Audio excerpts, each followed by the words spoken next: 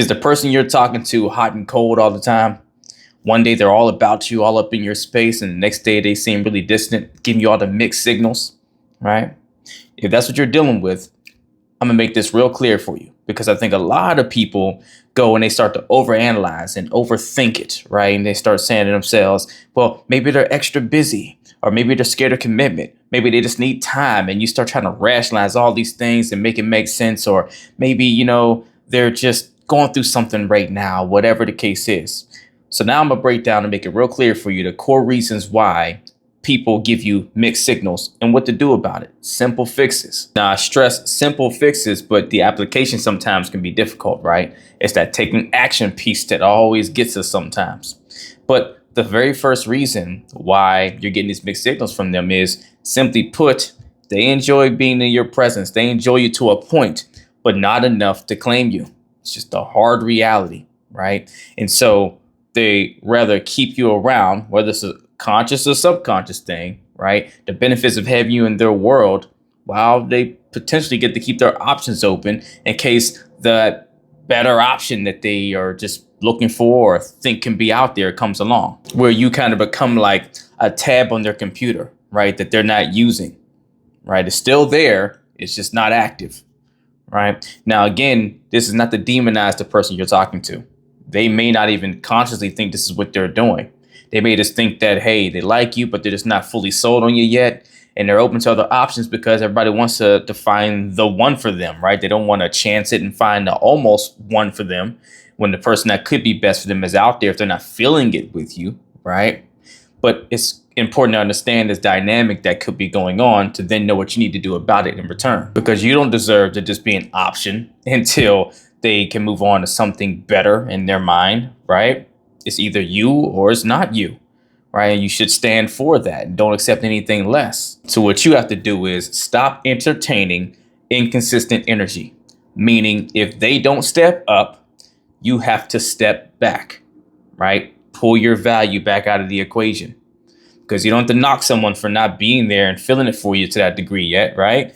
Hey, you can't force anyone to want to be with you, right? That's fine. But you also don't have to keep giving levels of yourself to someone that you don't feel clear about.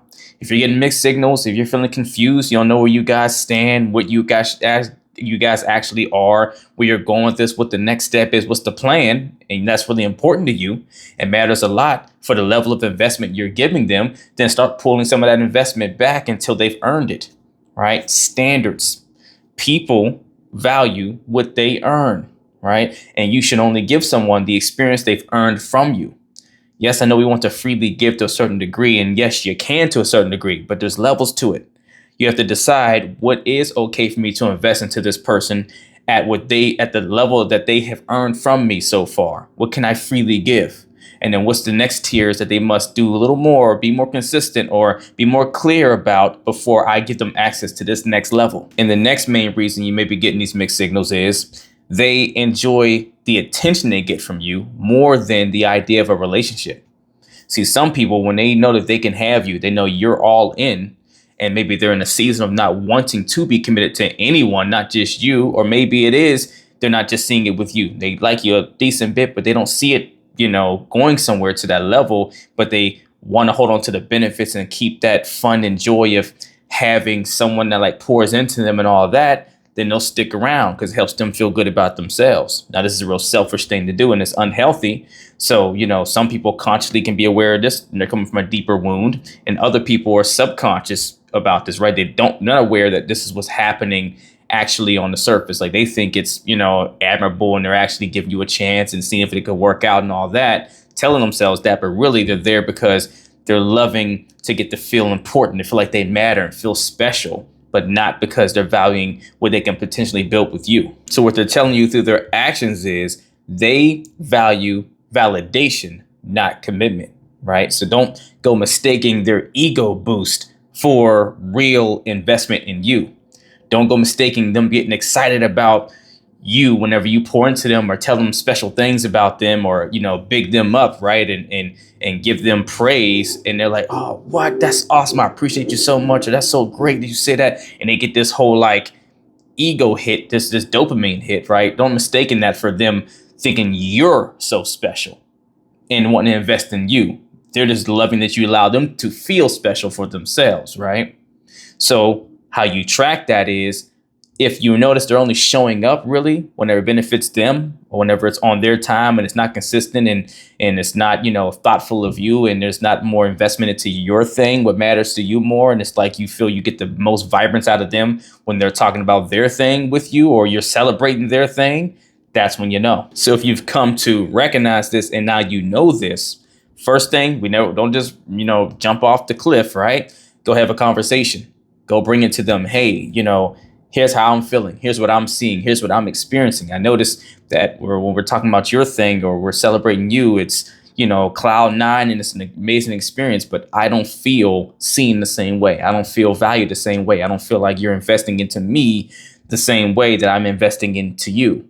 Or I only feel like we are unified when we're talking about something that's uplifting or validating towards you, right? What are your thoughts? Is that true for you? Or what do you feel you do to invest into me? Or why do you not do things to invest in me? See, all the great questions start coming out when you're focused in the right place. And that gives you more clarity of what you need to do to gain clarity from them to know whether you need to continue to invest, because maybe you're getting something mixed up, or if you're getting confirmed that they're not here for the reasons you need them to be here for in order to continue to try to build with this person. And the last main reason you're getting all these mixed signals is, simply put, they know you'll stay no matter what.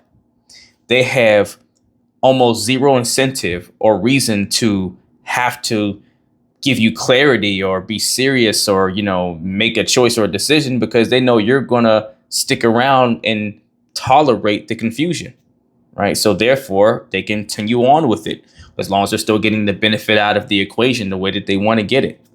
And even if they're not consciously thinking this is what they're doing, even if they're just like, hey, we're just dating, or I'm enjoying the ride like I hope they are. I didn't commit to them yet. I didn't do any of that. I didn't lie to them either. Right. Maybe I wasn't clear about where I stand and whether I want to go to the next step with them or not, or what have you, or if I'm all in or if I'm not. But I also didn't say I was, right? Didn't say I wasn't. And they're still here. They haven't necessarily pressed that, or they haven't said anything to the contrary either. So, I'm still within my moral bounds, right? So I can keep enjoying this.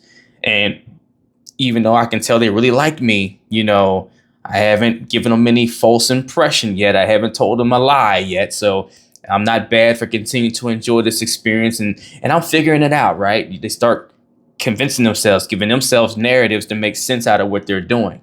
Because by nature, we don't do well as humans to think poorly of ourselves, because we all want to be good people that do great things out here. And all of us are built for that, but we have to work on our unhealed wounds and become healthier to be that in a serving way, not in a way that could just be self-serving sometimes and actually be the counterproductive result than what we were actually intending to do. So if every time they try to pull away, right, when they give you the mixed signal where they were all about you one day and now they're having that off day to where they're pulling back, or, you think you make one step forward and you take two steps back and you feel like you're getting closer, but you actually feel like now you're getting further. Whenever that happens and you actually start to try harder, right? You start working more at trying to reestablish the connection, because you're like, oh no, we were just making so much progress and we were doing great. I thought we made it to a new level, and they pulled back, and now you start trying harder to regain that connection. What you're subconsciously teaching them is mixed signals are okay. So the simple fix for that is set a boundary, right? That if they can't meet you with clarity in the middle, you walk away. It is the worst roller coaster to put yourself on emotionally, to continue to go for this ride of whatever they're going to keep, making you feel these highs, really highs, and all these big lows. It's not worth it. And a lot of times people can mistake that for passion. Oh, we're so crazy. We just care about each other so much, so intensely, but we're both scared of how not messing it up and all these things. So we go up and down, right? And we're, one day we're hot, next thing you know, we're cold and all that stuff. No. That's not the case at all. Don't confuse yourself. This is because they're not fully in.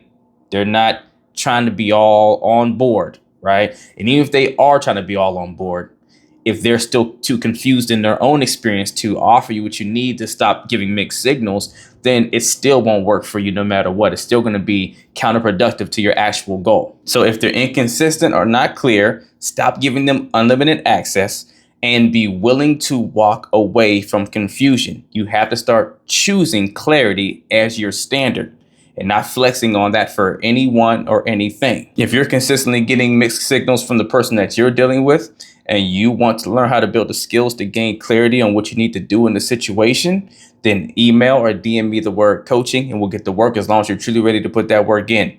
If you're not ready for one-on-one coaching, don't have the time or the space or even the resources, then at least email or DM me the word revival to join my Relationship Revival Hub community, where you can learn the same things I teach my clients one-on-one at your own pace, on your own time. Either way, do something to get in the race. Let's get it.